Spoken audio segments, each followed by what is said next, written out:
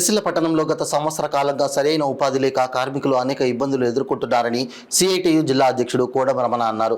ఈ సంవత్సర కాలంలో దాదాపు 15 మంది పవర్లు మరియు అనుబంధ రంగాల కార్మికులు ఆత్మహత్య చేసుకుని చనిపోయారని, ప్రభుత్వం కార్మికులకు ఉపాధి కల్పించి మెరుగైన వేతనాలు అందించే విధంగా చర్యలు తీసుకోవాలని కోరారు. పెద్ద ఎత్తున పోరాటం చేసిన ఫలితంగా ప్రభుత్వం స్పందించి బతుకమ్మ చీరల స్థానంలో మహిళా పొదుపు సంఘాల మహిళలకు చీరలను ఇచ్చేందుకు ఆర్డర్ను ఇవ్వడం జరిగిందన్నారు. ఈ చీరలకు సంబంధించి పవర్లు కార్మికులకు రోజుకు కనీసం 1000 రూపాయల వేతనం వచ్చే విధంగా కూలీ నిర్ణయించాలని, అదేవిధంగా పాలిస్టర్ వస్త్రానికి కూలీ ఒప్పంద గడువు ముగిసిన యజమానులు కూలీ పెంచడం లేదని, 2023 సంవత్సరం 10% యారన్ సబ్సిడీ అందించడంలో వర్కర్ టు ఓనర్ పథకాన్ని అమలు చేయడంలో అధికారులు తీవ్రంగా కాలయాపన చేస్తున్నారని మండిపడ్డారు.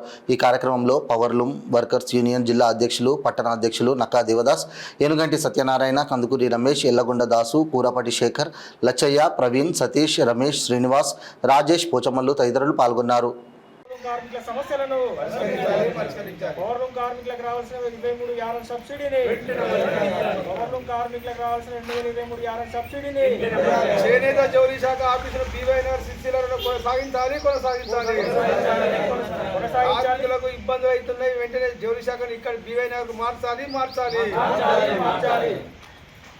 జిల్లాలో పవర్లూమ్ కార్మికులు ఎదుర్కొంటున్నటువంటి సమస్యలపై ఈరోజు సిఐటియు పవర్లూమ్ వర్కర్స్ యూనియన్ ఆధ్వర్యంలో బీవై నగర్ ఏరియాలో పనిచేస్తున్నటువంటి పవర్లూమ్ కార్మికుల సమావేశాన్ని చేనేత జౌళి శాఖ ఆఫీస్ వద్ద నిర్వహించడం జరిగింది. ఈ సమావేశంలో ప్రధానంగా పవర్లూమ్ కార్మికులకు రావాల్సినటువంటి 2023 సంవత్సరం 10% యారన్ సబ్సిడీ అందించడంలో తీవ్రంగా కాలయాపన జరుగుతుందని, దీనివల్ల కార్మికులకు చాలా ఇబ్బందులు అవుతున్నాయని, అదేవిధంగా పాలిస్టర్ వస్త్రానికి సంబంధించి కూడా పవర్లూమ్ కార్మికులకు కూలీ గడువు ముగిసినా కూడా కూలీ పెంచకుండా గతంలో కంటే తక్కువ కూలీ చెల్లిస్తున్నటువంటి పరిస్థితి ఉంది. అదేవిధంగా ప్రభుత్వము ఇక్కడ ఉన్నటువంటి కార్మికులకు గత సంవత్సరంగా ఉపాధి లేకపోవడం వల్ల ఉపాధి కల్పించాలని అనేక ఆందోళనలకు పోరాటాలు చేసిన ఫలితంగా ప్రభుత్వము మహిళా పొదుపు సంఘాల చీరల ఆర్డర్లు ఇచ్చింది. చీరలకు సంబంధించి ఇక్కడ కార్మికులకు మెరుగైన వేతనం వచ్చే విధంగా రోజుకు 1000 రూపాయల కనీసంగా వేతనం వచ్చే విధంగా కూలీ నిర్ణయించాలని, అదేవిధంగా వచ్చే చీరలకు సంబంధించి కూడా గతంలో బతుకమ్మ చీరలు అందించిన విధంగా 10% యారన్ సబ్సిడీని పౌర్వం కార్మికులతో అందించాలని, అదేవిధంగా వర్కర్ టు ఓనర్ పథకాన్ని కూడా వెంటనే పూర్తి చేయాలని తదితర అంశాలపైన ఈరోజు సమావేశము నిర్వహించుకొని సమావేశంలో నూతనంగా కూడా కమిటీని కూడా ఎన్నుకోవడం జరిగింది. ఇప్పుడున్నటువంటి పరిస్థితుల్లో ప్రభుత్వం పవర్లూమ్ కార్మికుల పట్ల నిర్లక్ష్యంగా వేస్తున్నటువంటి పరిస్థితి ఉంది.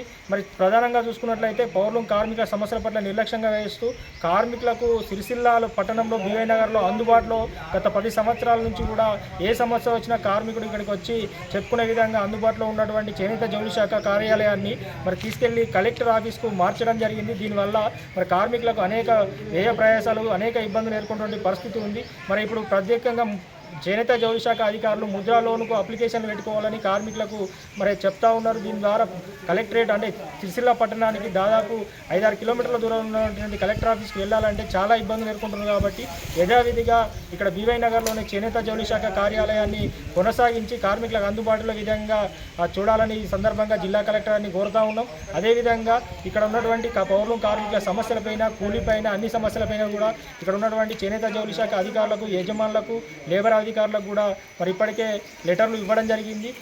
ఫిబ్రవరి 17 లోపే కార్మిక సంఘాల ప్రతినిధులతో చర్చలు జరిపి కార్మికుల సమస్యలపై, డిమాండ్లపై చర్చించి పరిష్కరించాలని, లేకుంటే కార్మికులందరం కూడా 17 తర్వాత ఏ రోజు నుంచి అయినా నిరవధిక సమ్మెకు వెళ్ళడం జరుగుతుందని చెప్పి తెలియజేస్తూ ఉన్నాం.